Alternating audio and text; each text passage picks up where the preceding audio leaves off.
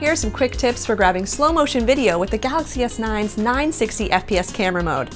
From the home screen, tap the camera icon. Then swipe over to super slow motion. From here, you can select manual or auto. You can adjust the size and location of the motion detection box by long pressing on it. Press record. Make sure you hold the phone steady and wait for the box to turn yellow. You ready, V?